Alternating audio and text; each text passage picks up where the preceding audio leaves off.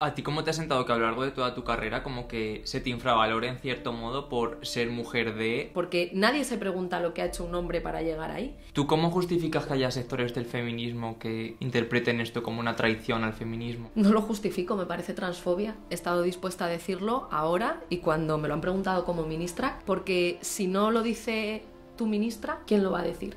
¿Y cuál es tu posición que, por ejemplo, en el nombramiento de Isabel García como directora del Instituto de las Mujeres, que tiene un historial de comunicados transfobos? Les da igual que ella sea transfoba, porque ellos quieren seguir teniendo en su partido a todas esas mujeres que se denominan feministas pero son transfobas. Si no se reconoce tu derecho a existir, ¿cómo vas a acceder a una vivienda? Claro que te van a discriminar cuando vayas a alquilar un piso por ser quien eres. ¿Por qué crees que interesa tanto como tu vida privada o tu relación con Pablo, por ejemplo? Ha expuesto nuestra vida privada y que ha tenido la intención de exponer nuestra vida privada como parte de una guerra sucia contra nosotros. Gracias a la ley del solo sí es sí, la pena de Dani Alves había sido reducida. En el caso de la manada es que ella buscaba fiesta, Claro, en el de Dani Alves es que claro. ella quería su dinero. O con Jenny Hermoso, pero si estaba tan contenta con sus amigas, es como, pues nada, cuando una víctima rompe el silencio, que se la cuestiona es a ella. Tú que militaste junto a Íñigo Errejón, ¿cómo has vivido todo lo ocurrido? Lo veo desde una perspectiva feminista de que el feminismo lo está cambiando todo y que cada vez hay más mujeres que encuentran espacios seguros para romper el silencio. ¿Qué polémica hay ahora con Ana Rosa Quintana? Que decide lo que vemos cada día y luego especula con la vivienda. Participa en una empresa que tiene decenas de pisos con los que especula con la vivienda. ¿Tú compraste un chalet en Galapagar? A veces a nosotros se nos acusa de incoherencia, pero yo creo que a quien habría que preguntarles es a los que defienden que la gente no tiene por qué tener una vivienda digna.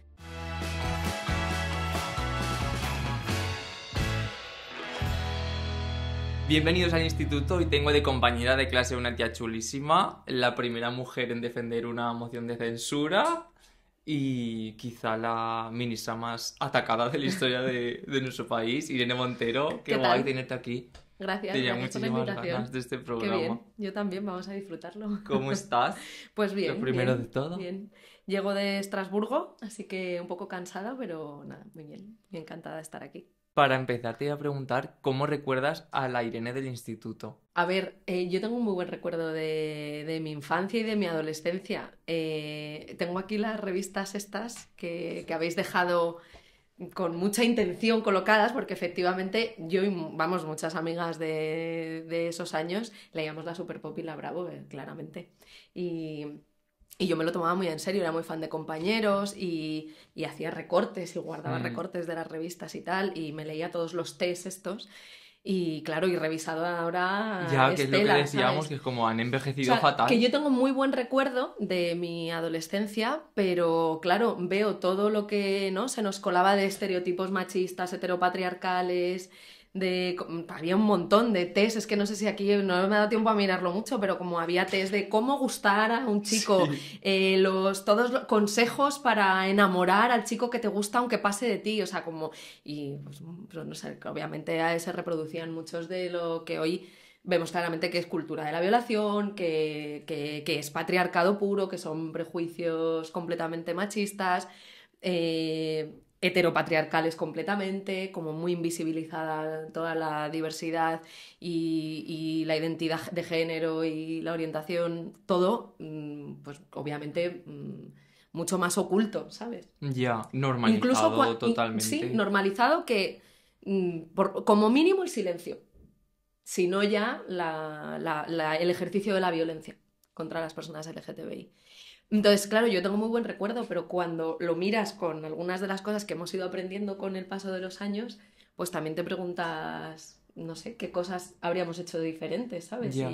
O si las cosas para nosotras podrían haber sido mejores. O a lo mejor no para mí, que soy una mujer blanca, heterosexual, Ya. pero para muchos compañeros y compañeras con los que a lo mejor me he cruzado y no he sido justa o no me he dado cuenta de que estaban sufriendo una situación de discriminación o que yo estaba contribuyendo a esa situación de alguna manera. Pero bueno, eso lo recuerdo feliz. He ido a un cole y a un instituto donde siempre nos han enseñado a protestar, a no guardar silencio, a pelear las cosas, y desde muy joven también entré a militar en una organización política y para mí siempre ha sido como eso, como una experiencia o experiencias de vida muy de las que he aprendido mucho, ¿sabes? Ya. Y de las que me siento muy ¿Y tú de orgullosa. quién eras fan por aquel entonces? ¿Rollo de cantantes o algo así? Bueno, por supuesto, uno de mis primeros boom fue las Spice Girls, eso es evidente. De hecho, con mi profe de música recuerdo una bronca terrible. ¿Por qué? ¿Por qué pasaría esto? Nunca lo he hablado con él. Porque era un profe fantástico, era un profe excepcional. Nos enseñaba a tocar, le tocamos la guitarra, antes la flauta, nos ponía canciones súper progresistas, súper diversas. O sea, era muy guay nuestro profe de música, Javier Lázaro se llamaba. Y guardo un enorme cariño con él. Pero cuando nos entró a todas el fanatismo por las Spice Girls, pues en la fiesta del cole de ese año quisimos interpretar a las Spice Girls, que a mí me tocó la deportista y me dio mucha rabia porque yo o sea, nunca se me ha dado muy bien el deporte. O sea, lo hago y me gusta, sobre todo ahora, pero como que no era mi, ¿sabes? No era mi Spice Girl. Joder, ¿y recuerdas el nombre del profesor, eh? Pero hombre, mucho, y luego con el paso del tiempo, vamos, o sea, es que sí, para mí mis profes han sido muy importantes para mí, guardo un muy buen recuerdo de los del cole y luego también de los del instituto, que ya ahí pues... A ver, es verdad que yo al instituto yo fui solo en bachillerato. Y durante toda la ESO también lo hacía en el cole, que era un cole que tenía hasta cuarto de la ESO, toda la educación obligatoria. Y ya o sea, como desde los 12 años o así, escuchaba mucha música como rock, yo qué sé, me gustaba Marea, me gustaba Extremoduro, escuchaba La Polla Records, Cortatu, Barricada, o sea, Escape, por supuesto, ya como que me metí un poco también en esa música como más politizada. Mm. ¿Y tú qué querías ser de mayor? En ese momento no sé si tenía tan claro lo que quería ser de mayor. Ya con el paso del tiempo, sobre todo porque cada vez en mi vida fue tomando más protagonismo la militancia, entonces ya cuando estaba en el instituto sí tenía bastante claro que quería estudiar Derecho, Ciencias Políticas, y luego como que siempre tenía ahí una cosa con la psicología y fue lo que finalmente decidí. Entonces, quería estudiar psicología, nunca me lo planteé como quería estudiar psicología porque quiero ser psicóloga clínica, tampoco, no, me dije, voy a la psicología, o sea, como voy a seguir mi impulso y estudié psicología y luego en psicología tenía muy claro que quería, o sea, que lo que más me gustaba ya fue la psicología de la educación, ahí tuve una profe que luego terminó aceptando ser mi directora de tesis, que es Elena Martín, y con la que aprendí muchísimo y de la que tengo, vamos, el mejor de los recuerdos, no solo en lo académico, también en lo personal. Y entonces ya lo que quería era hacer la tesis y estar en la uni. Pero bueno, pues luego llegó Podemos y hubo un momento en el que no era compatible el compromiso con Podemos tantas horas al día y hacer la tesis y decidí Podemos. Ya, porque ¿cómo surgió lo de Podemos? Para mí de una forma como muy, no sé, como muy natural. Yo no había estudiado o sea, yo no vengo de ese grupo de la universidad que creó Podemos. Yo había militado primero en las Juventudes Comunistas y luego estaba desde que se creó la PA en Madrid, que fue un poquito antes del 15M, como un poquito menos de un año antes del 15M. Lo que me dedicaba era de militancia, yo hacía mis cosas en la universidad y estudiaba, pero a la vez lo que hacía era militar en la plataforma de afectadas por la hipoteca y le dedicaba muchísimas horas. Todo el tiempo que no estaba estudiando, haciendo las tareas de la uni, me dedicaba a la PA, le dedicaba mucho tiempo. Y entonces, pues nada, pues en la PA había mucha gente que de una forma u otra pues estaba... O sea, yo creo que una de las cosas más bonitas del nacimiento de Podemos es que fue muy, muy verdadero, muy honesto. No fue una cosa como creada desde arriba, no, respondía a una necesidad como muy honesta y muy auténtica. Era un momento muy auténtico y muy de verdad. Y eso engancha mucho, ¿sabes? Eso genera mucho compromiso, porque es así, es como, no sabes cómo, pero te emociona, te vincula y te hace querer poner los mejores de tus esfuerzos en ello. Entonces yo tenía a mi alrededor a bastante gente que por unas o por otras estaba vinculada al proceso Y bueno, y en el libro que he escrito cuento un poco más cómo fue, pero bueno, básicamente Pablo primero le pidió a un compañero, que es Rafa Mayoral, participar más en Podemos, y con el paso de los meses pues nos pusimos a ello y ya en ese verano del 2014 pues me dediqué a irme con otro compañero que era Sergio Pascual por toda España con un coche los dos a hablar con la gente de los círculos y a empezar a organizar las cosas y ya eso Qué no guay. tuvo retorno ya de ahí. Se ha hablado mucho también como Es una de historia los más trabajos conocida. que tuviste antes de la política, que si Sí. has sido cajera de supermercado, que si no sé qué. Yo también fui cajero de supermercado. ¿Se Bien. puede decir de qué en qué Es que supermercado sí, trabajabas? sí, lo he contado muchas veces, pero además como que cuentan que es de supermercado y fue en un Satur, o sea, que bueno, que es como una tienda como MediaMarkt, vaya, Ya, de electrodomésticos y que tiene muchas cosas de electrodomésticos, no sé qué, y básicamente yo, digamos, como muchísima otra gente, ¿sabes? Para no depender de tus padres y ya. porque mi madre es educadora infantil, ya está jubilada, y mi padre era mozo de mudanzas, entonces ellos me han dado todo, yo soy hija única y han puesto, o sea, han currado como, vamos, como bestias para que yo pudiera tener todo lo que necesitaba. Pero aún así, pues yo pensaba que si yo podía tener dinero para comprarme mis libros o para mis viajes, pues yo qué sé, sacaba muy buenas notas, entonces con las matrículas de honor me pagaba las siguientes inscripciones en las asignaturas y quería tener algo de dinero, porque mi actividad principal siempre fue estudiar, o sea, que trabajaba de 12 a 20 horas. ¿Sabes? A la semana, que era un trabajo para hacerlo compatible con estudiar y con Mm. militar, que yo nunca he dejado de participar políticamente.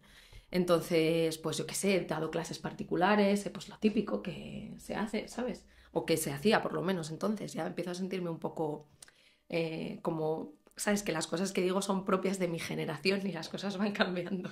Pero daba clases particulares y hubo otro tiempo que tenía una amiga que trabajaba en el Satur y me dijo, pues tía, están buscando gente, yo meto tu currículum y oye, y con eso pues tenía un dinero que me daba para comprarme mis libros y para ahorrar un poco y hacerme mis Ya, viajes pero que y es tal. como guay que una cajera de supermercado de lo que sea como que llegue a donde en este caso has A llegado tú. ver, Es una manera de que la democracia gane en cierto eso modo. se supone que es la democracia, ¿no? Que cualquier persona puede representar a sus vecinos y a sus vecinas y que lo importante para representar es saber escuchar a la gente y saber comprometerte con lo que dices que vas a hacer y ser honesto y si tienes un programa luego cumplirlo.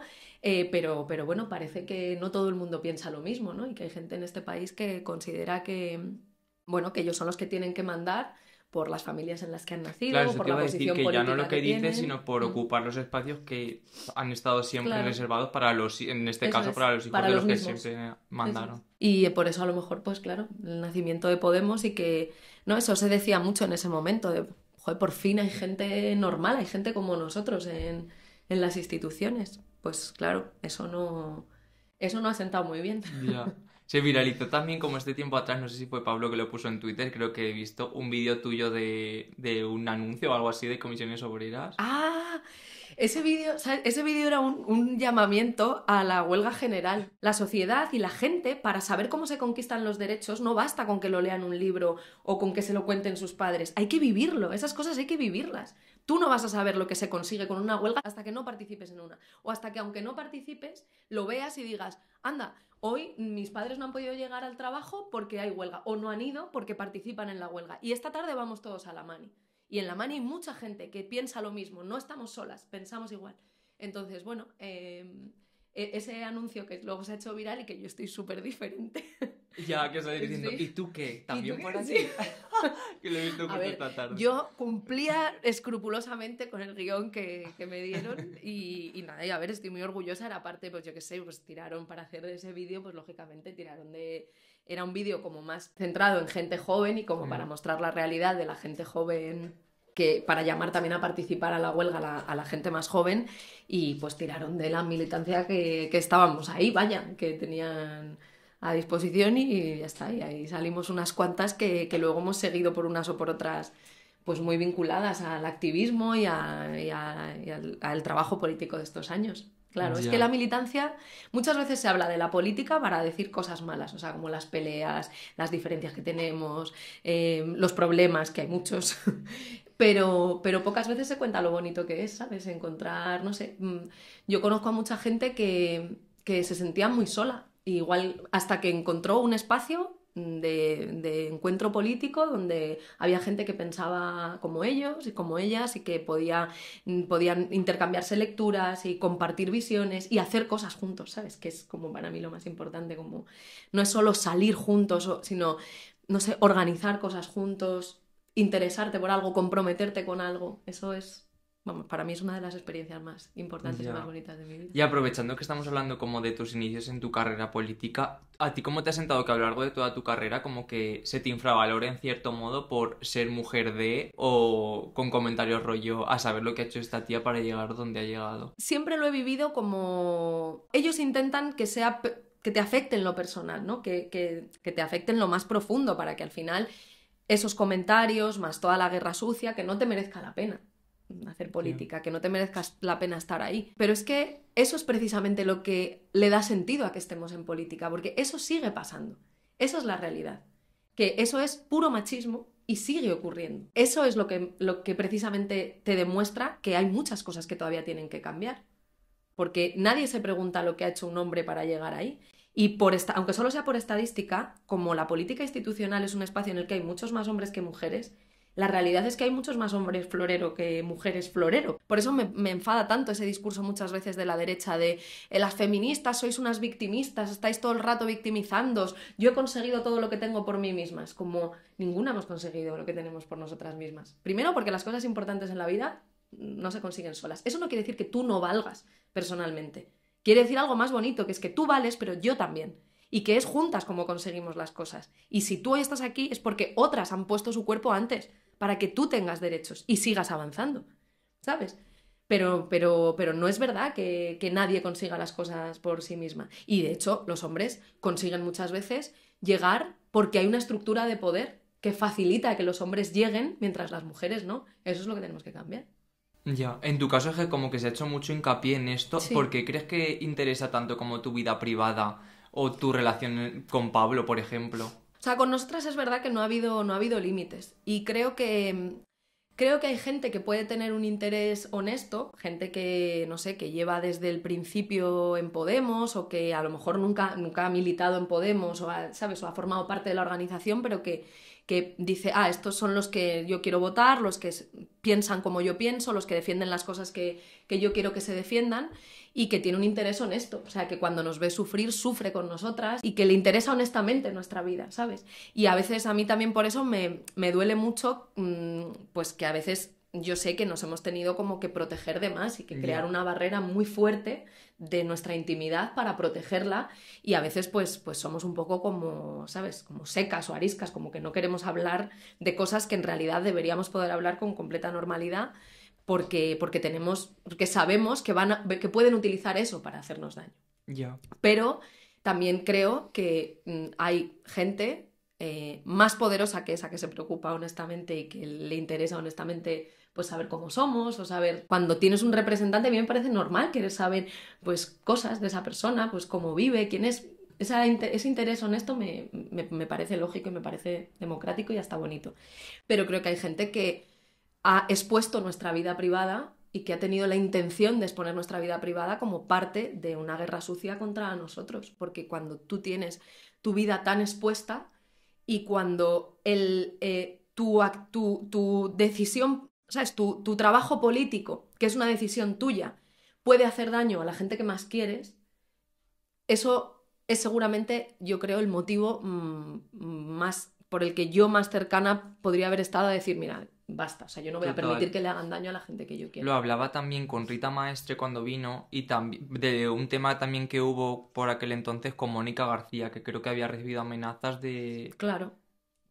de a sus hijos o algo así. Es que esa estrategia de guerra sucia busca eso, busca que te desesperes y busca hacerte daño donde más te duele. Y en nuestro caso también creo que en el caso de la gente de Podemos muchas veces se han expuesto las cosas como buscando generar esa idea de, bueno, al final todos son iguales, ¿no? Como una ofensiva o una respuesta a una realidad muy evidente, y es que lo que Podemos ha conseguido en la política institucional, quedando mucho por hacer y siendo todo insuficiente siempre, pero Podemos ha conseguido hacer posibles muchas cosas que la política institucional hasta ahora, el bipartidismo, el PP y el PSOE decían que eran imposibles. Entonces, la respuesta a que la realidad es que somos diferentes y hacemos las cosas de forma diferente ha sido como, bueno, vamos a darles donde más les duele, vamos a fabricar pruebas falsas, vamos a fabricar casos judiciales falsos, vamos a golpearles desde los medios de comunicación todos los días y a exponer tanto su privacidad que intentemos que no les merezca la pena. Y eso obviamente pues no pasa solo con personas que estamos en la política institucional, eso también, esa guerra sucia se hace también contra quienes esos poderes establecidos consideran que son sus adversarios, ¿sabes? Que es también contra mujeres activistas en el feminismo, con las mujeres se ensañan especialmente, ¿no? Porque exponer la vida privada de una mujer... Total, ya por salir un poco del tema política, Aitana, por ejemplo, está viviendo algo similar Claro, ahora mismo. porque al final, como seguimos siendo una sociedad machista, aunque el feminismo lo está cambiando todo y cada vez ese tipo de discurso o de prejuicios o de estereotipos calan menos, pero siguen existiendo. Entonces, al final, exponer la vida privada de una mujer básicamente sirve para alimentar esa idea de que no hay una forma buena de ser mujer.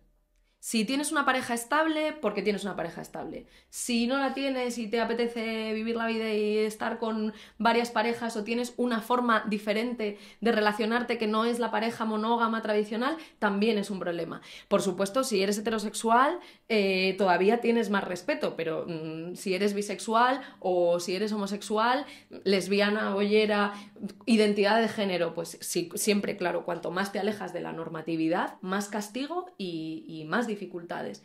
Y al final, para decir, no hay una forma buena de estar en el mundo que no sea la normativa y la que genera orden.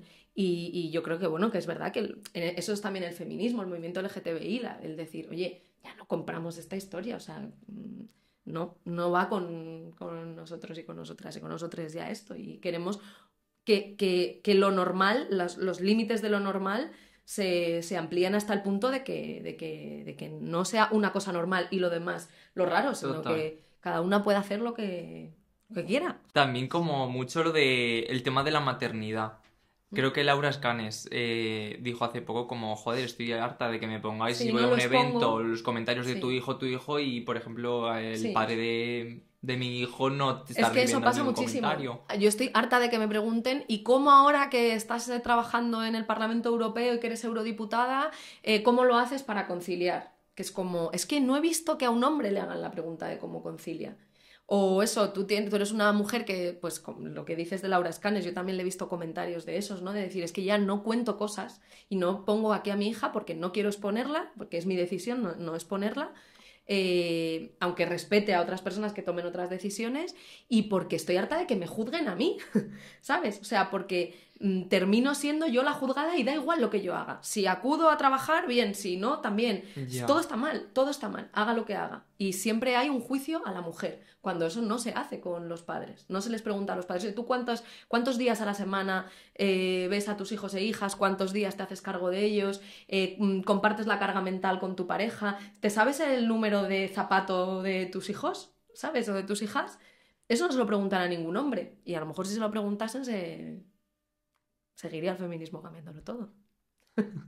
Quiero introducir tu postura sobre la lucha trans, que sé que estás, vamos, a tope. ¿Cómo fue lo de la ley trans? ¿Cómo surgió Eso era un compromiso ya del programa electoral de Podemos y del acuerdo de gobierno. Lo que pasa es que, bueno, cuando fuimos a cumplir con lo que habíamos dicho tanto en el programa electoral como con el acuerdo de gobierno, pues Carmen Calú y el Partido Socialista nos empezaron a decir que no. Que no. Y al principio fue muy sorprendente porque vimos que había, por una parte, mucho más desconocimiento del que nosotras pensábamos respecto a cómo plasmar en la ley lo que habíamos acordado, que era el derecho a la libre determinación de la identidad de género, reconocerlo como la única forma de garantizar los derechos humanos de las personas trans, que es lo que dicen la legislación internacional y la normativa internacional al respecto, y también la estrategia europea dice la única forma de garantizar los derechos humanos de las personas trans es reconociendo su derecho a la libre determinación de la identidad de género. Pero es que además eso ya había sido aprobado por, en ese momento no recuerdo ya si eran 12 leyes autonómicas. O sea, había leyes autonómicas, algunas habían sido impulsadas por el Partido Socialista, otras incluso por el Partido Popular, o votadas por unanimidad por PP y PSOE, reconociendo la libre determinación de la identidad de género. O sea que era una cosa, y en la legislatura anterior a nuestra llegada al Ministerio de Igualdad, al momento en el que se crea el segundo Ministerio de Igualdad de la democracia, esa ley, el reconocimiento de la libre determinación de la identidad de género, se había llegado a empezar a tramitar en el Congreso, y no solamente a tramitar, había sido trabajado en la Comisión de Justicia y se había llegado a una redacción final del derecho a la libre determinación de la identidad de género que se quedó pendiente de votar porque se adelantaron las elecciones. Si no, se habría aprobado como ley en esa legislatura. Votado mínimo por el Partido Socialista, ¿sabes? Y no era un tema de conversación. Sin embargo, cuando lo impulsamos desde el Ministerio de Igualdad, con la misma redacción, porque dijimos, vale, vamos a coger la misma redacción que ya ha pasado todos los filtros legales, jurídicos, tal, del propio Congreso, de los juristas, de la Comisión de Justicia, y pusimos esa misma redacción. Y entonces el Partido Socialista, lo que le parecía bien unos meses antes, pues le dejó de parecer bien, y fue muy duro, claro, porque fue muy duro para nosotras, pero sobre todo fue duro para muchas personas trans que tuvieron que exponerse sin tener tanta posibilidad de defenderse como nosotras y tanto equipo como nosotras, porque nosotras al final hemos trabajado siempre como un equipo en el ministerio. Y yo además siempre tuve el respaldo de Podemos, que entendió que esta era una batalla tan justa que había que darla hasta el final y había que intentar ganarla hasta el final por difícil que pareciera. Y fue muy duro ver cómo había por ese camino pues tanta transfobia, tanto odio, ¿sabes? O sea, ver a gente del gobierno con la que te tienes que encontrar todas las semanas decir que no sabes si una mujer es una mujer porque no le ha visto sus intimidades, es durísimo, es durísimo, es que es violencia, es que es inaceptable, es pura transfobia. Fue muy duro, y sé que fue muy duro para muchas de las personas trans que más se jugaron y que dieron la cara, o que, aunque no la dieran mediáticamente o públicamente, estuvieron dando la batalla para que la ley se aprobase. Y bueno, pues esto es también una cosa, ¿no? Lo que ha pasado demuestra que conquistar derechos no es fácil, no es fácil.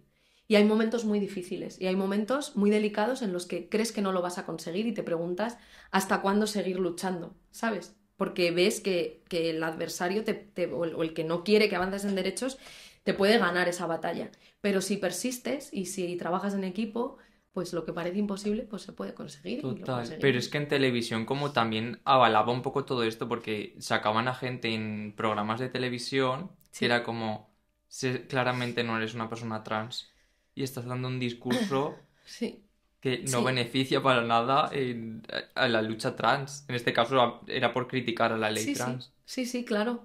Se han hecho discursos cargados de transfobia. Además, como lo que sale en los medios marca de alguna manera para millones de personas los límites de lo posible. O sea, si tú ves a alguien en la tele riéndose de las personas trans o ridiculizando que digas todes, tú vas a pensar que eso es legítimo hacerlo. Entonces, hay mucha gente que yo entiendo que pueda creer que es una broma, pero esa gente, alguien tiene que ayudarla a entender que ridiculizar a una persona por su identidad de género o por su orientación sexual no es una broma, no es una broma. Y si te parece que es una broma, tiene que dejar de parecértelo, porque eso puede estar haciendo mucho daño a otra persona, y sobre todo porque esas bromas, esa ridiculización, esa como pequeña gotita, ¿no? De reírte, que antes era obviamente la tolerancia que la sociedad tenía a las bromas y el maricón y el bujaldrón, o sea, como antes era mucho más agresivo. Pero eso no quiere decir que ahora no pase. Ese pequeño acto en el que te ríes o en el que eres cómplice de una broma, en el que no paras los pies a la broma, es el primer paso de situaciones de violencia LGTBI-fóbica o transfóbica mucho más fuertes, que terminan en agresiones y en asesinatos al grito de maricón. No te puedes desentender de esas formas más sutiles de discriminación o aparentemente más inocuas, porque no lo son, no son indiferentes. A mucha gente le hacen daño Y puede haber gente joder, que se sienta como la mierda y a la que le estés haciendo mucho daño sin saberlo, pero es que además forma parte de un continuo de violencia que cuanto más tú vas normalizando las formas más sutiles o que parecen aparentemente menos dañinas, pues más fácil tienes pasar a los siguientes escalones. Entonces, que esto le pase a una persona en la calle que a lo mejor no ha tenido en su vida las experiencias que le han permitido darse cuenta de esto, pues tenemos la responsabilidad política y social entre todas de ayudar a esas personas a que lo vean. Pero desde los medios de comunicación hay una responsabilidad mayor. Entonces, que tú desde un medio de comunicación des voz a personas que tienen un discurso transfobo, un discurso de odio, un discurso violento, un discurso LGTBI-fóbico, es otro nivel que además es discriminación según recoge la ley.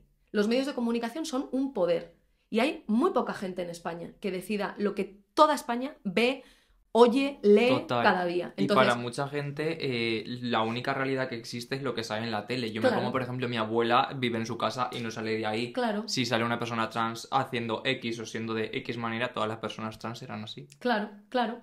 Y por tanto, la tele tiene una responsabilidad, ¿sabes? Y de hecho, yo creo que si consiguiésemos que el poder mediático no estuviese tan concentrado y fuese un poco más democrático, y que, por tanto, y más respetuoso con los derechos humanos y en concreto, ¿no? Pues con el feminismo, con los derechos de las mujeres, con los derechos de las personas LGTBI, de las personas trans, mucha gente muy rápido se daría cuenta.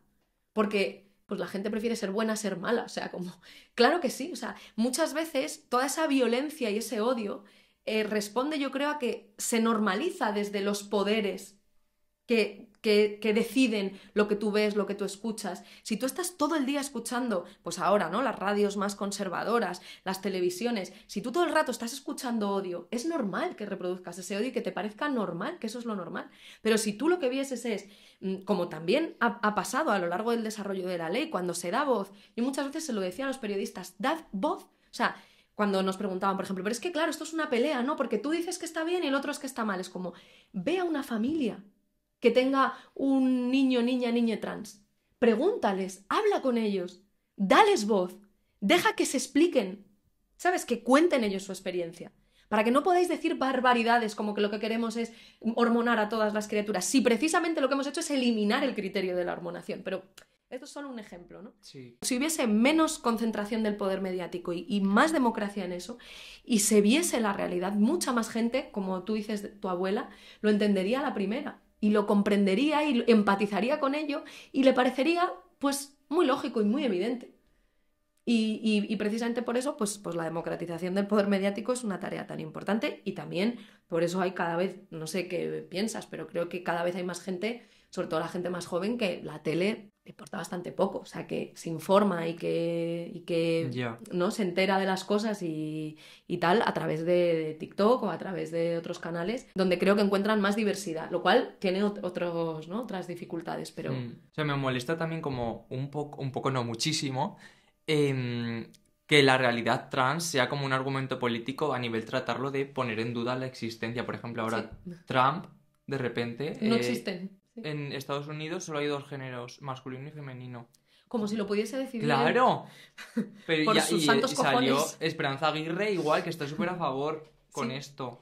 Sí. O sea, que es que sí, son derechos humanos, pero es que ya ni eso, es que no puedo elegir de existir. Sí, es que yo creo que eso es como, por eso cuando a veces desde posiciones de izquierdas se dice esto de que las luchas LGTBI o la lucha feminista es como una lucha de identidad y una lucha sectorial, como diciéndolo despectivamente, como diciendo, por un lado están las cosas importantes, ¿no? El trabajo, las cosas de comer, y por otro están esas chorradas Ya. de si, ¿no? Como que es un poco también una forma de ridiculizarlo, de banalizarlo, es como, es que no hay algo más material que tu derecho a existir, que tu derecho a ser. O sea, que la sociedad y las instituciones y las leyes reconozcan que saben que existes y que eres una persona que tiene derechos y que el Estado tiene obligaciones contigo. Es que no se me ocurre nada más material que eso. Y cómo el reconocimiento o no de tu existencia condiciona tu acceso a esos derechos que llaman cosas del comer, que es como, es que si no se reconoce tu derecho a existir, ¿cómo vas a acceder a una vivienda? Claro que te van a discriminar cuando vayas a alquilar un piso por ser quien eres. Pasa. O que te vayan a discriminar cuando entras a un local, a un bar, para tomar algo. Pasa también. Claro, porque es que el derecho a existir condiciona tu acceso a todo lo demás. Tú a lo mejor, si no te van a llamar por tu nombre, lo digo a lo mejor, pero es lo que ocurre. Muchas personas trans retrasan citas médicas o tienen verdadero pavor a ir al médico porque no les van a llamar por su nombre. ¡Qué vulneración de derechos fundamentales! Pero ya para quien lo quiera decir en un lenguaje menos, no sé, más conectado con las emociones, qué inhumanidad, o sea, qué crueldad más gratuita. Pero ¿qué te cuesta llamar a una persona por su nombre, por Dios? Dirigirte a esa persona por el pronombre que esa persona es y quiere. Ya. Es que, no sé, me parece muy evidente y refleja también mucho, yo creo, lo que es Trump y estos sectores ultra reaccionarios neonazis y esa banda de súper ricos que ya están destruyéndolo todo, ¿no? Que lo que quieren es que el mundo funcione sin reglas, solo con la ley del más fuerte. Y entonces, que sean ellos los únicos que deciden la realidad. Es que es como, pues muy bien, pues tú dices que solo hay dos sexos, como dicen ellos, y ya está. Y tú decides la realidad. Y Y probablemente no. la persona con el mayor altavoz del mundo. Sí, Que es como, y no hay sí, ningún tipo de impunidad, puedes ponerte y decir lo que te dé la gana. sí. Pero precisamente por eso les tenemos que ganar. O sea, como precisamente por eso es un momento para comprometerse políticamente. Porque no pueden imponer sus normas, no pueden imponer su visión del mundo. Y porque nosotras nos hemos demostrado en estos años que otra forma de hacer las cosas y otro mundo es posible, aunque sea difícil, aunque tenga un coste conseguirlo, aunque sea insuficiente lo que conseguimos y haya que seguir luchando. Pero este es un momento para comprometerse políticamente, porque a mucha gente le va la vida en ello. Es que esa es la realidad. Ya. Es que a la gente le va la vida en ello. Y estamos hablando de personas trans, pero es que podemos hablar de las zonas de exclusión LGTBI, eso es Europa, que muchas veces pensamos, no, las vulneraciones de derechos humanos se dan en otras partes del mundo y ahora en Estados Unidos porque hay un delincuente, ¿no? Un agresor sexual y misógino y LGTBI fóbico, un odiador profesional, con una banda de súper ricos ahí dispuestos a su alrededor a imponer su ley. Pero aquí también hay vulneraciones graves de los derechos humanos de las mujeres y países en los que todavía mueren mujeres porque no existe el aborto legal y seguro y que se encarcela a las personas, normalmente mujeres, que acompañan a esas mujeres que abortan y zonas de exclusión LGTBI y, bueno, y asesinatos de personas LGTBI y personas trans por motivos LGTBI fóbicos y transfobos. Ya. Y continuando con la ley trans, ¿tú cómo justificas que haya sectores del feminismo que interpreten esto como una traición al feminismo? No lo justifico, me parece transfobia y he estado dispuesta a decirlo ahora y cuando me lo han preguntado como ministra, que es cuando tenía la responsabilidad de decir eso. Esa ha sido siempre mi opinión, pero como ministra tenía la responsabilidad de decirlo. Porque si no lo dice tu ministra, que tiene entre sus competencias garantizar esos derechos, no lo dice con claridad, ¿quién lo va a decir? ¿Sabes? O sea, tú cuando ocupas una posición de responsabilidad, por supuesto en el Congreso de los Diputados o en un Parlamento autonómico o en un ayuntamiento, pero más cuando tienes responsabilidades de gobierno, es cuando tienes la obligación, no solo el derecho, la obligación de ser más valiente y más contundente y de ir lo más lejos posible. Porque ahí te han elegido para eso. ¿Sabes? Para dejar las cosas como están, ya hay muchos. O sea, ya las cosas tienden a quedarse como están. Invisibles, las injusticias, cada vez peor, ¿no? Cada vez más desigualdad. Ahí tienes la responsabilidad porque te pagan para eso y te Ya. eligen para eso. ¿Y cuál es tu posición por ejemplo, en el nombramiento de Isabel García como directora del Instituto de las Mujeres, que tiene un historial de comunicados transfobos en sus redes Sí, sociales? bueno, es que el problema, o uno de los problemas que yo creo que hemos tenido en estos años, es que el desborde feminista que se produjo sobre todo desde el año 2018, y yo cuando digo el desborde feminista me refiero a no solamente a la lucha por las vidas libres de violencias y la libertad sexual como derecho, el derecho al aborto, el derecho al cuidado, también los derechos LGTBI y los derechos trans. Ese desborde feminista al Partido Socialista yo creo que le ha hecho sentirse en una posición muy incómoda, porque hasta ahora el Partido Socialista era la única fuerza política que tenía como digamos el monopolio de la representación institucional del feminismo. Y ese desborde feminista ha desbordado eso también. Entonces, para el presidente, bueno, él lo llegó a decir, ¿no? Dijo, este discurso feminista, estas feministas han ido demasiado lejos y este discurso que tienen las feministas del Ministerio de Igualdad molesta a mis amigos de 40 y 50 años, ¿no? Hoy que estamos, ¿no? El país está conmocionado por ese interrogatorio tan machista que reproduce uno por uno todos los mitos de la cultura de la violación, que sitúa toda la responsabilidad en la víctima, que en lugar de asegurarse si él se aseguró de que había consentimiento, le pregunta a ella por qué no denunció antes o si denuncia por despecho. Hoy todo el mundo ve con claridad que hay machismo en la justicia, pero hubo un tiempo en el que decir que había jueces machistas o decir que los jueces necesitaban formación feminista y en perspectiva de género y decir que había que especializar la justicia molestaba no solo a la derecha y no solo a los machistas, molestaba también a los amigos de 40 y 50 años del presidente del gobierno.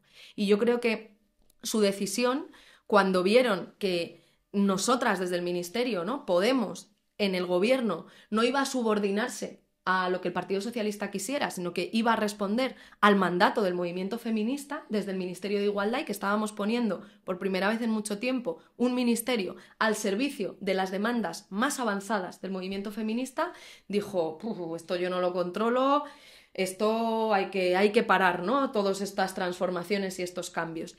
Y creo que lo que tomaron como decisión es silenciar al feminismo y tratar de volver a contener el feminismo que se hace desde las instituciones en lo que ellos estaban acostumbrados a hacer hasta ahora. Pero ¿y tú crees entonces que pusieron a esta mujer como directora como estrategia? Yo creo que... O sea, que no fue... no sé. Es que creo que les da igual que ella sea transfoba. Les da igual. O sea, ¿tú crees que ellos eran conscientes de que esta mujer Vamos, era pero transfoba? claro que lo eran. Claro que lo eran. Por supuesto que lo eran, pero les da igual. Pero les da igual. Porque ellos quieren seguir teniendo en su partido a todas esas mujeres que se denominan feministas pero son transfobas. Sí, creo que era una forma también de lanzarles un mensaje político y de decirles, en este ministerio caben las proderechos trans y las transfobas. Sí lo creo. Y creo que eso es un problema democrático, claro.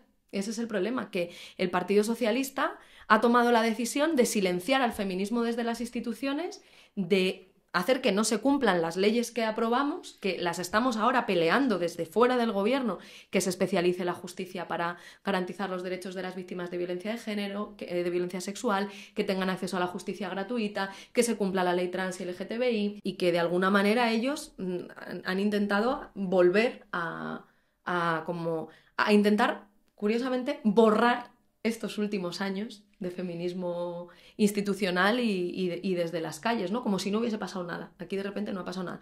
Lógicamente el feminismo lo está cambiando todo y no cuela, ¿sabes? Pero yo creo que esa ha sido su voluntad. Ya.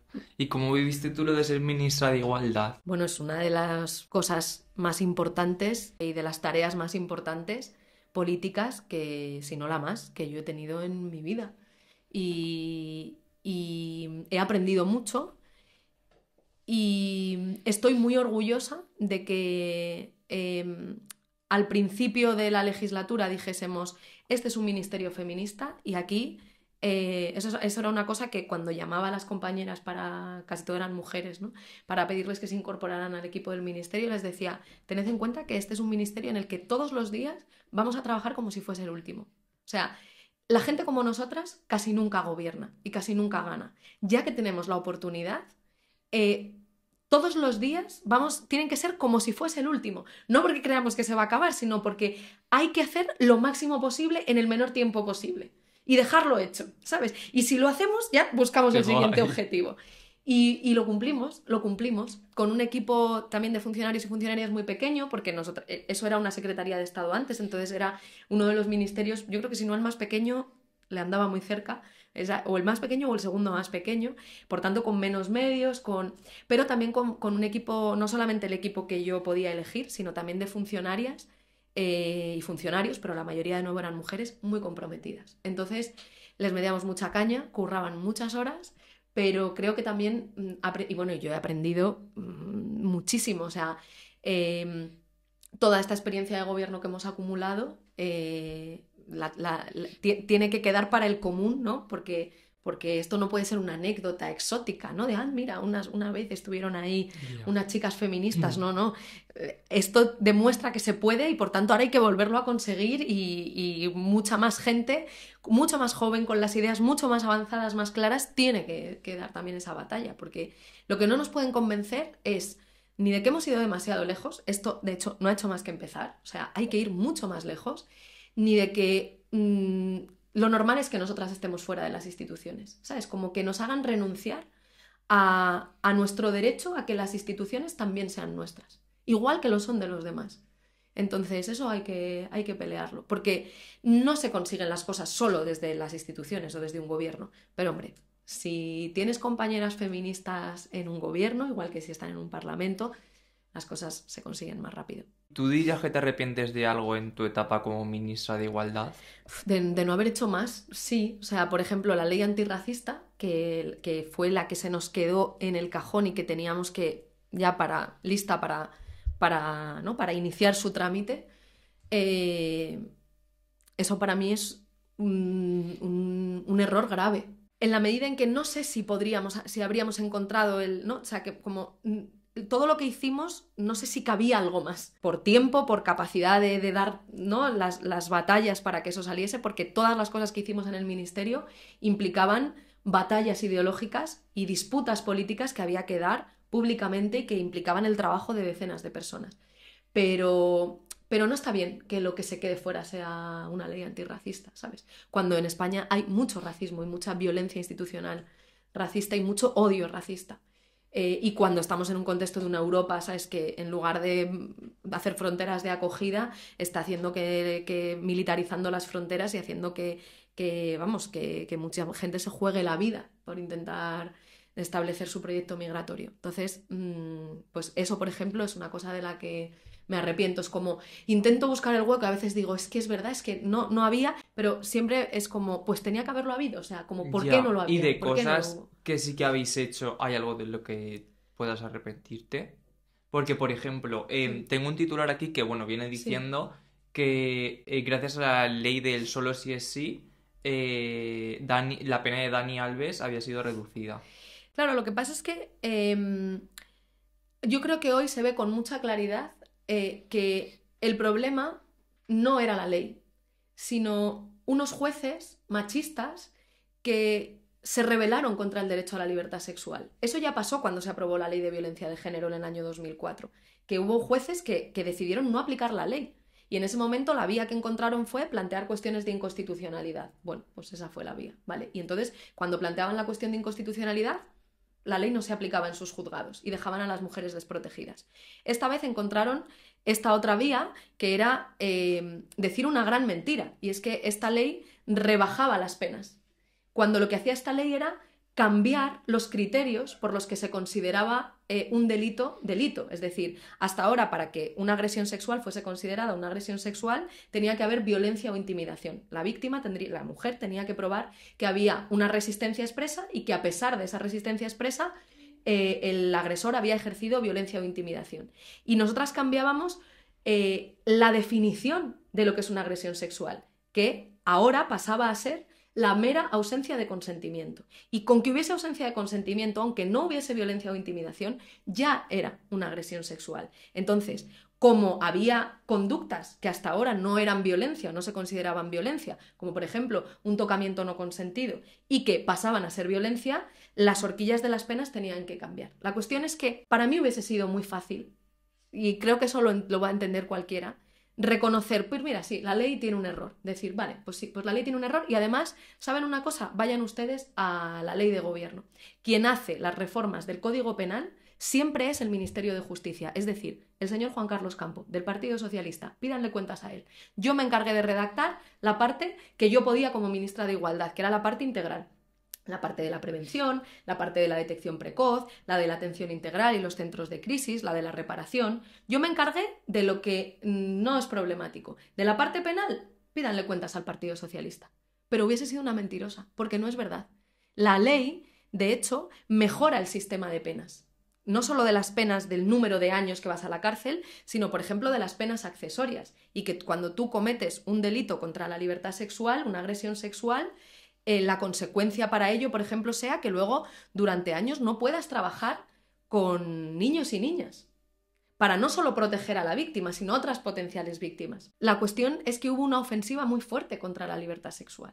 Y ahora se ve muy claro. Cuando en ese momento decíamos, no, el problema es, como dice Naciones Unidas, que hay machismo en la justicia. Y nos decían, bueno, eso es una grave ofensa si los jueces se dedican a aplicar la ley. Bueno, pues con el tiempo se ha demostrado que no es verdad, que hay jueces que hacen política y que se niegan a aplicar las leyes. Y lo han hecho con la ley solo si es sí y lo han hecho con la ley de amnistía. O sea, que consideras que el error no estuvo en la redacción de la ley del solo si es sí. Es que todavía no hay nadie que haya sido capaz de decir cuál es el error.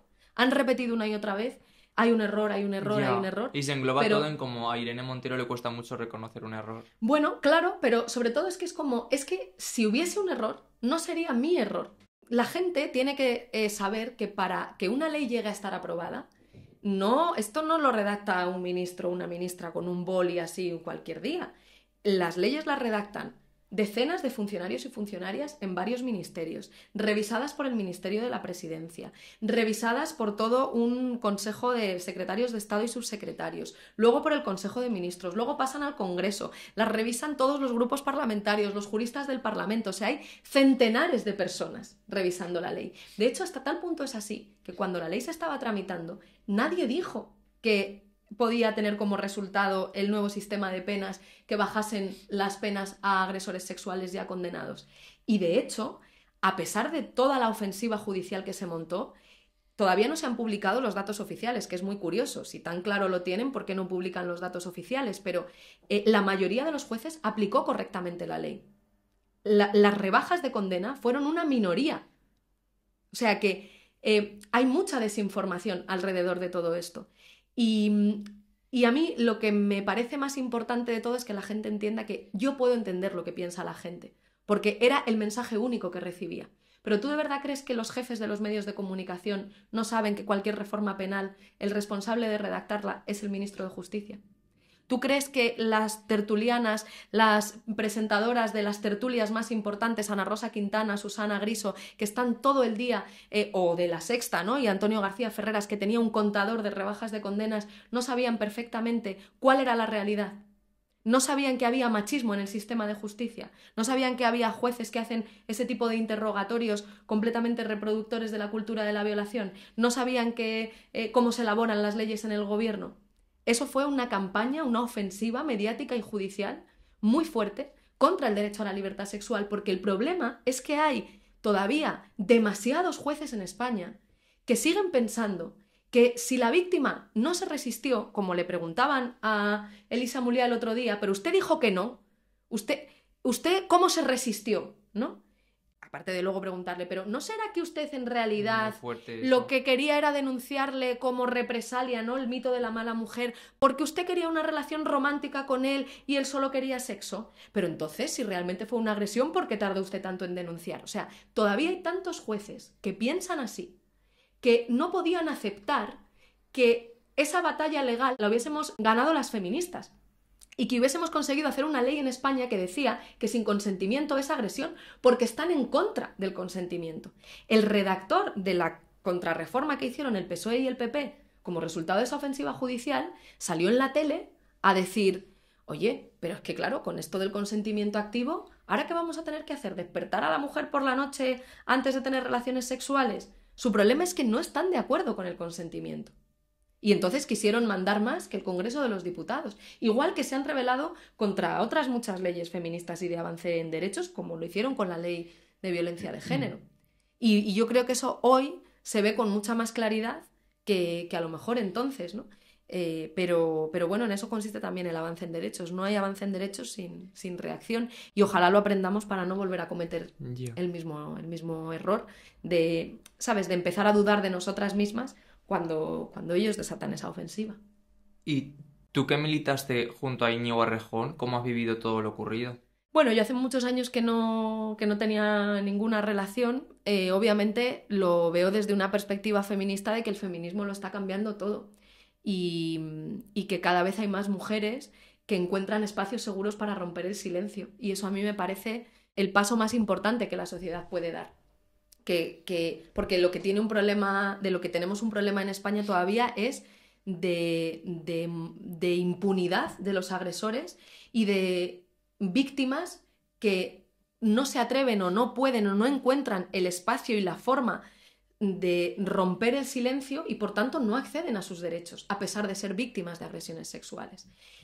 Me ha dado, por supuesto, mucha rabia que haya sectores que incluso no solo de la derecha, también sectores que se dicen progresistas o incluso feministas, que hayan llamado linchamiento a la ruptura del silencio y que hayan tratado de criminalizar esa ruptura del silencio. O sea, llevamos meses soportando que nos digan que el problema de España es que hay mujeres que rompen el silencio en las redes sociales de forma anónima y que eso le jode la vida a hombres inocentes. Es como, oiga, perdone, España no tiene un problema de mujeres que rompen el silencio con denuncias falsas anónimas en las redes en todo lo ocurrido. Y que eso le joda la vida a hombres muy poderosos. O sea, 1, 2, 3, dime cuántos hombres poderosos conoces que le haya jodido la vida a una mujer por una denuncia falsa. No, de lo que tiene un problema España es todavía de impunidad, es decir, de que hay muchos hombres que son agresores y que a pesar de que todo su entorno y mucha gente, especialmente cuando son poderosos o respetados socialmente o conocidos, a pesar de que se sabe que son agresores, todo el mundo guarda silencio cómplice y hay impunidad de los agresores y víctimas que no acceden a derechos. Es decir, el problema que tenemos en España es de impunidad de los agresores y de mujeres que no pueden acceder a sus derechos porque tienen miedo, terror de romper el silencio. Y que cuando ven lo que pasa cuando una mujer rompe el silencio e incluso se atreve a denunciar, pues dicen, pues es que yo no quiero pasar por eso. Lo que hablábamos de la cultura de la violación, claro. En el caso de la manada es que ella buscaba fiesta, en el de Dani Alves es que ella quería su dinero. O con Jenny Hermoso, pero si estaba tan contenta con sus amigas, es como, pues nada, tú me vas a decir lo que tiene que hacer una víctima, José Luis, ¿me lo vas a explicar tú cómo tiene que ser una víctima? Cuando en realidad es como, si es que una víctima es una víctima si ha habido una práctica sexual no consentida. Es que las víctimas no tienen por qué ser como tú quieres, ni como yo quiero. Una víctima puede ser una mujer víctima de una violencia sexual.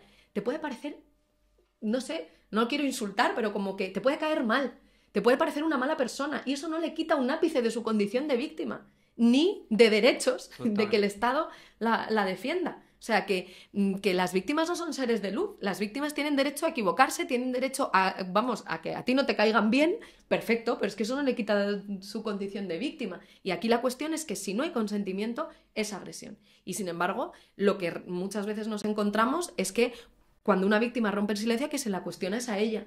¿Por cómo lo hace? Porque al final es, si no denuncias, ¿por qué no denuncias? Si denuncias, porque estás denunciando y en realidad lo que quieres es dinero, fama y lo que querías era una relación romántica y como te han dado calabazas, te has enfadado.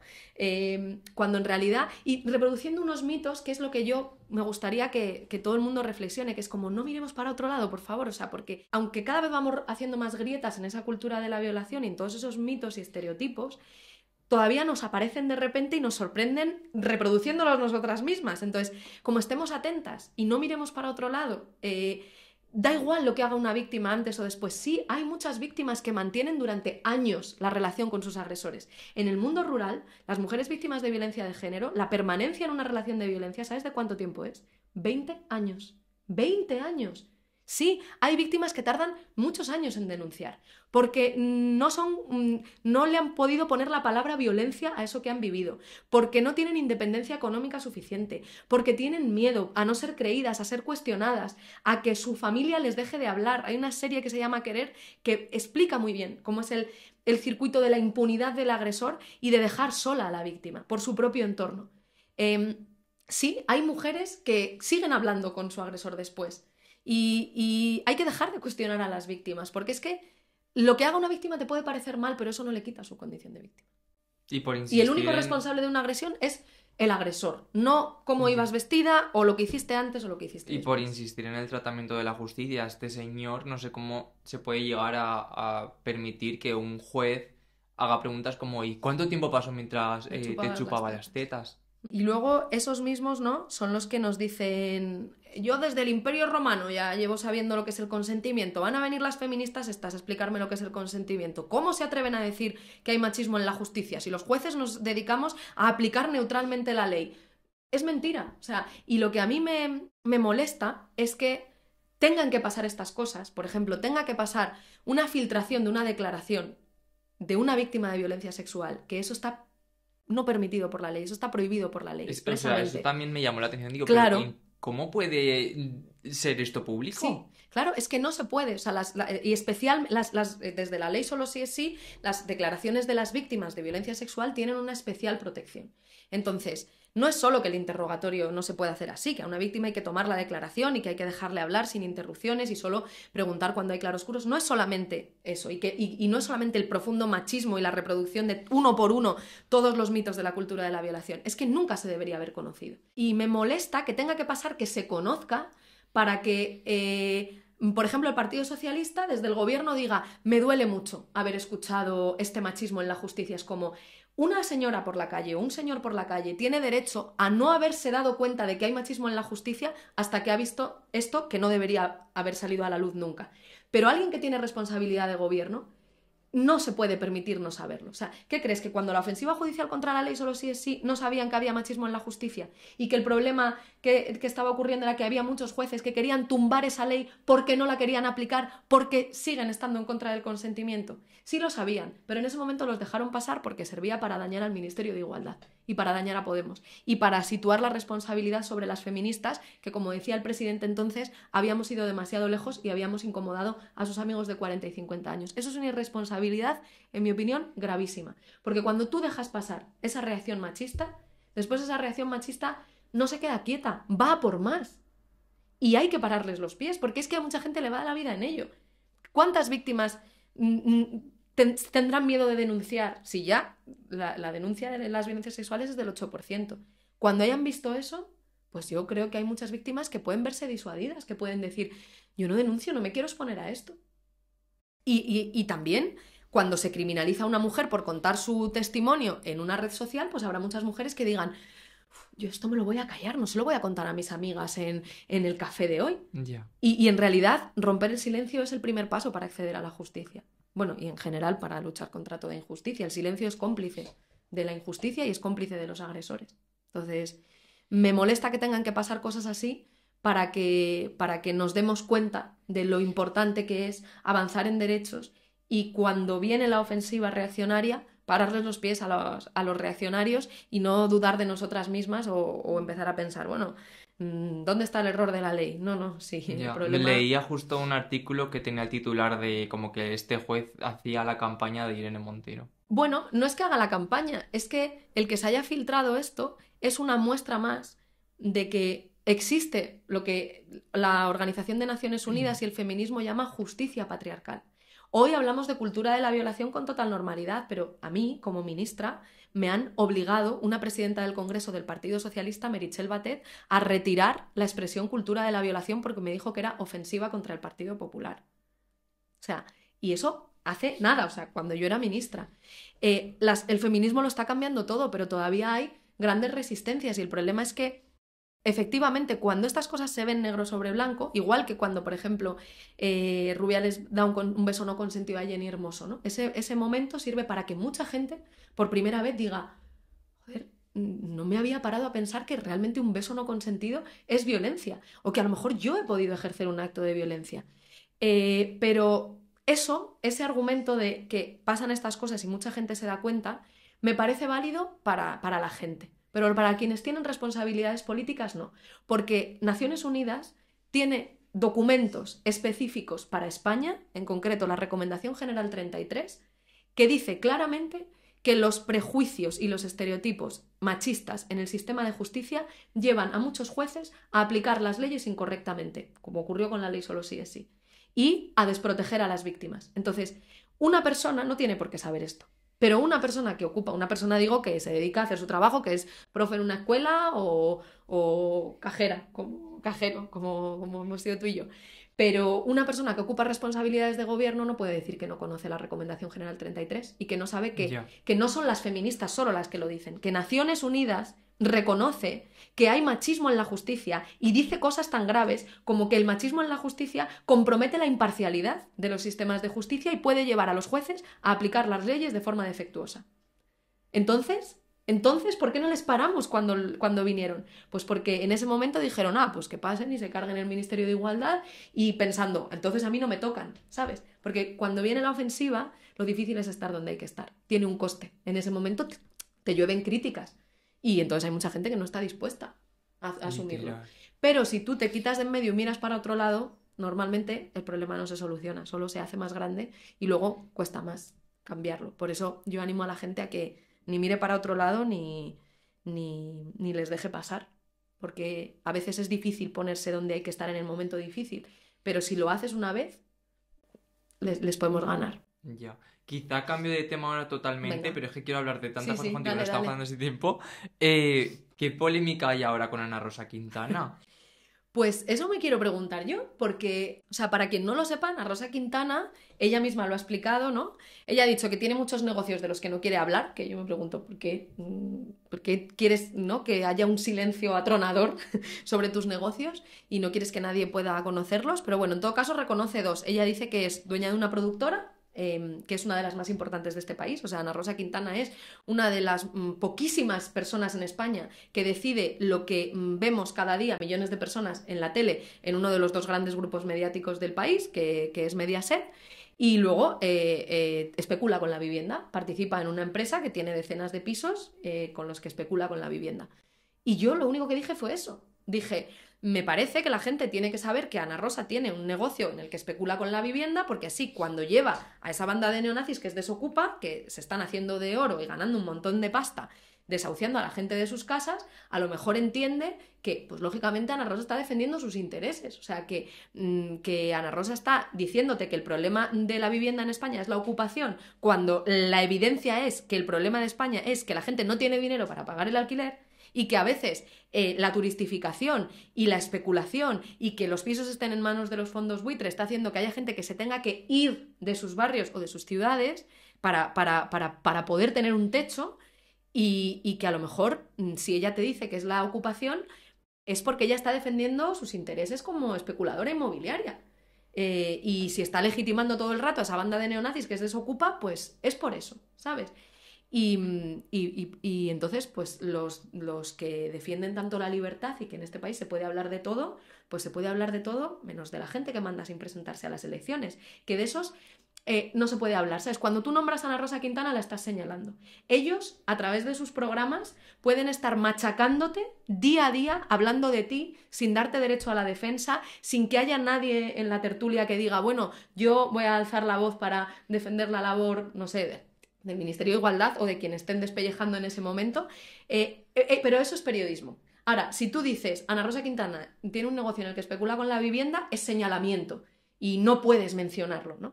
Yo creo que eso responde a que la gente que manda sin presentarse a las elecciones, para poder hacer eso, mandar antidemocráticamente, necesita silencio, necesita que nadie sepa lo que hacen y a lo que se dedican. Y entonces les molesta mucho, claro, que nosotras no guardemos silencio y nos castigan por ello no solo para que nosotras nos callemos, que creo que ya a estas alturas saben que no nos callamos, que la gente de Podemos no nos callamos, sino sobre todo para intentar que ese castigo sea ejemplarizante, ¿sabes? Que a lo mejor, vale, nosotras no nos callamos, pero quedamos como, nos van generando como esa imagen de las locas, ¿no? Y que mucha gente diga, yo no quiero que me hagan lo mismo que a esta. Entonces yo, aunque sé que eso es verdad, no lo voy a decir. ¿Y no crees que, por ejemplo, para estas polémicas que tienes una polémica cada X tiempo, uno de los argumentos es como que tú compraste un chalet en Galapagar? Pues sí, claro, es que es como Que, si cuela, igual este barco de Azarpo, pero No. que te han criticado bastante Si por cuela, esto. cuela y si no, Galapagar y Venezuela. Eso es lo que pasa con Podemos todo el rato. Es como yo me he hipotecado con mi pareja para comprarme una casa que es la casa en la que hemos decidido vivir. Y yo defiendo el derecho a una vivienda digna, ¿no? A veces a nosotros se nos acusa de incoherencia, pero yo creo que a quien habría que preguntarles dónde viven ellos es a los que defienden que la gente no tiene por qué tener una vivienda digna. Porque yo, para lo que estoy dejándome la piel como representante pública, es para que todo el mundo pueda tener una vivienda digna. Y para que las casas, la gente las pueda usar, comprar o alquilar para vivir. Y no para especular, que es lo que hacen los fondos buitre, las grandes corporaciones, ¿no? Los fondos de inversión o los rentistas o como, ¿no? los especuladores con la vivienda como Ana Rosa Quintana. A lo mejor a quien habría que preguntarles dónde viven es a ellos y a ellas, a quienes están defendiendo que te puedan echar de tu casa sin alternativa habitacional, a quienes defienden a Desocupa, a quienes defienden que es digno pagar 1.800 euros por un piso de 60 metros cuadrados en Madrid. ¿sabes? A lo mejor hay quien hay que preguntarles dónde está la incoherencia, es a ellos que están defendiendo que tú no puedas pagar el alquiler, mientras ellos sí pueden pagar sus alquileres o sus hipotecas. Pero sí, soy consciente de que ese argumento es como súper recurrente, ¿sabes? Que con Podemos pasa mucho, es como eso, si cuela, cuela, o sea, si conseguimos ganar el argumento por la vía ¿no? del razonamiento político, genial. Y si no cuela, o Galapagar o Venezuela, que es el otro tren que ya zarpó, como tú decías, pero que nunca zarpa del todo, siempre vuelve. Total. Y por terminar, ya sí que sí, ¿tú cómo te imaginas España en 10 años en términos de igualdad? Mira, yo creo que en este momento, no lo digo desde la ingenuidad, ¿eh? Sé que las cosas están muy difíciles y que la ofensiva reaccionaria es muy fuerte, pero ayer veía un vídeo que no sé si has visto de Angela Davis. El vídeo es súper cortito, es un extracto de una intervención que ha debido hacer ahora diciendo: en el mundo están pasando muchas más cosas, además de la toma de posesión de un representante del fascismo, que bueno, que además esto lo digo yo, pero que es un agresor sexual y que es un delincuente, ¿no? Condenado. Y ella decía: las personas que luchamos por la igualdad y por la justicia siempre hemos vivido olas reaccionarias, pero hemos aprendido a seguir luchando juntas, y a esas decepciones infinitas, o sea, a todo eso que a veces te abruma, ¿no? Y dices, es que está todo mal y es todo tan complicado y me siento como tan impotente, ¿no? Como veo tan difícil cambiar las cosas. Pues Angela Davis decía, a esas decepciones infinitas hay que contraponer una esperanza infinita. Entonces, yo sé que las cosas están difíciles. No me imagino dentro de 10 años todos los problemas tan graves que tenemos solucionados.